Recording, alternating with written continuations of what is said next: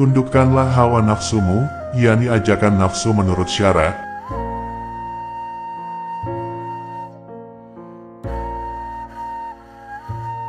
Imam Sa'al At-Tastari rahimahullahu ta'ala berkata, seburuk-buruk kemaksiatan adalah bisikan hati yang mengajak pada keburukan, dan boleh jadi umumnya manusia tidak mengira bahwa itu adalah dosa.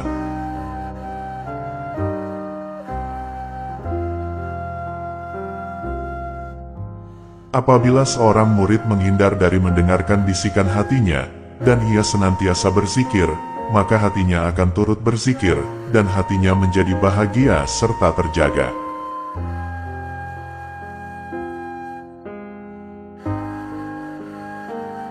Pada saat itulah syaitan akan menjauh dari hatinya sejauh-jauhnya, bisikan syaitaniah pun menjauh dari seorang hamba dan tidak ada lagi yang menyertainya kecuali bisikan ruhaniyah. Dan ketika itulah ia akan dapat mematahkan dan menundukkannya dengan neraca ilmu. Fahamilah hal itu wahai saudaraku.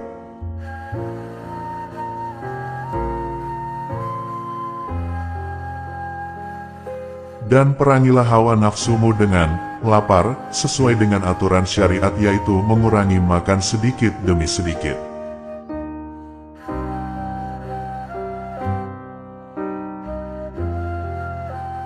Pembahasan tentang lapar didahulukan dari lainnya karena lapar merupakan elemen dasar terpenting dalam menempuh jalan menuju Allah, sebab tidak ada suatu pun yang lebih cepat untuk menundukkan nafsu pada tahap permulaannya daripada lapar.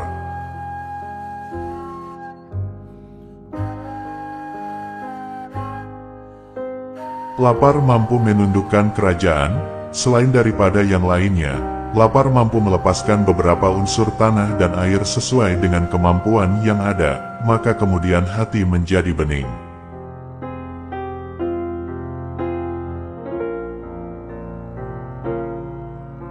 Seluruh anggota-anggota lainnya akan tunduk pada lapar secara khusus. Bisikan nafsu tidak dapat ditundukkan kecuali dengan lapar.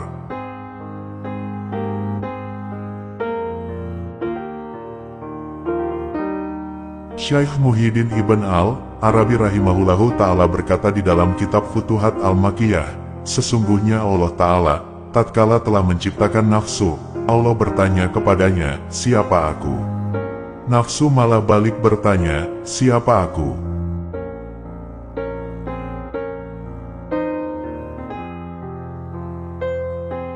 Maka Allah Ta'ala menempatkan nafsu dalam bahtera lapar selama 1000 tahun. Kemudian Allah Ta'ala bertanya lagi kepadanya, siapa aku? Nafsu menjawab, engkau adalah Tuhanku.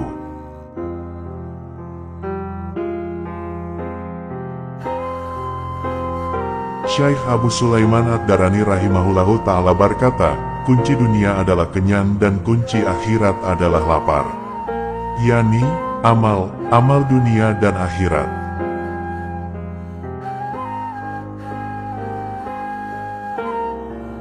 Dan ketika Allah telah menciptakan dunia, Allah menjadikan ilmu dan hikmah ada dalam lapar dan menjadikan bodoh dan maksiat ada dalam kenyang. Lapar dapat menimbulkan ilmu dan hikmah, sedangkan kenyang dapat menimbulkan kebodohan dan kemaksiatan.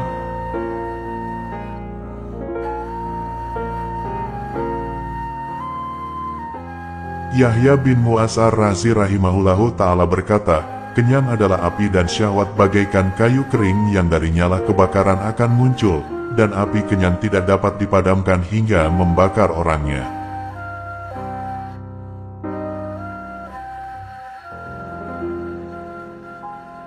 Sa'al bin Abdullah At-Tastari rahimahullahu ta'ala berkata, barang siapa yang berkehendak untuk makan 2 kali dalam sehari, hendaklah ia membuat ajang makan seperti layaknya binatang.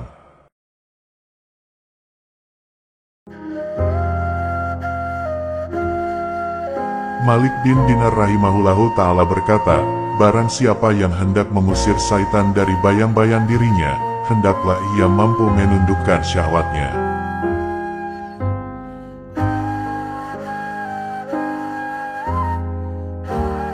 Pernyataan ulama salaf tentang hal-hal seperti itu sangat banyak, maka ketahuilah itu wahai saudaraku.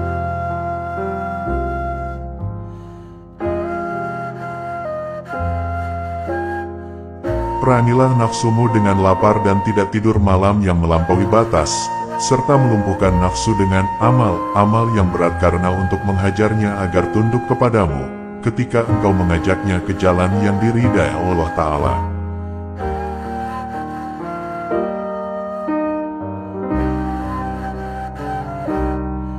Karena sebelum dihajar dan dilatih, nafsu itu menyerupai binatang liar, bagaikan anak sapi yang telah mereka latih untuk memutar penggilingan, sebagaimana yang engkau ketahui bahwa pada awalnya mereka membuat sapi itu kelaparan, menutup kedua matanya dan memutar-mutarnya pada penggilingan yang masih kosong atau yang lainnya sambil dipukul.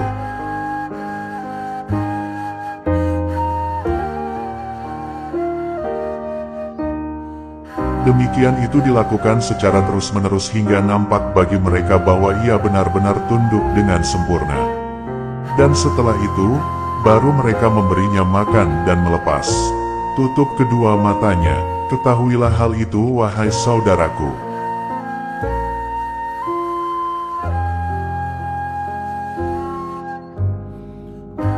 Dan kurangilah tidur selama hal itu memungkinkan bagimu.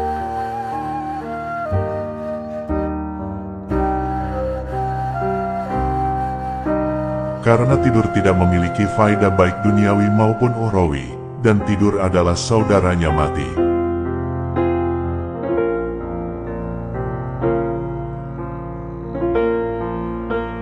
Para ulama menyatakan bahwa sebagian dari menuruti hawa nafsu yaitu lebih memilih tidur daripada ibadah di malam hari seperti di malam-malam yang dingin. Dan demikian itu menunjukkan atas tidak adanya rasa cinta kepada Allah Al-Haq Ta'ala.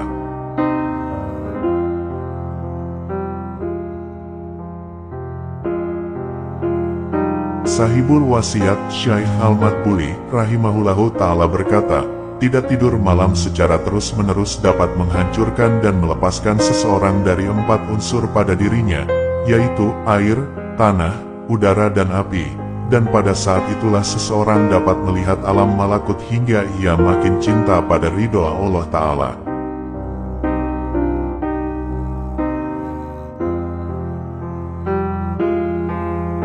Syekh Abdul Hasan Al-Azzaz rahimahullahu ta'ala berkata, urusan ini, sampai kehadirat Allah Ta'ala, dibangun atas 3 hal, yaitu, tidak makan kecuali sangat lapar, tidak tidur kecuali sangat mengantuk dan tidak bicara kecuali darurat.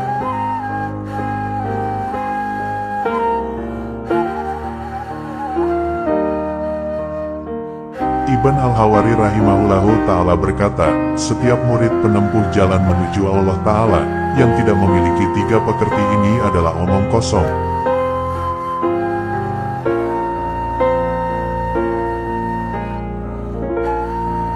Yaitu, meninggalkan harta, makan dan tidur. Dan masing-masing dari 3 pekerti ini hendaknya tidak ia lakukan kecuali sebatas darurat, karena dengan begitu ia akan pantas untuk bermajlis dengan Allah Al-Haq Ta'ala, sebab tidak setiap orang yang beribadah dapat bermajlis. Ketahuilah hal itu wahai saudaraku.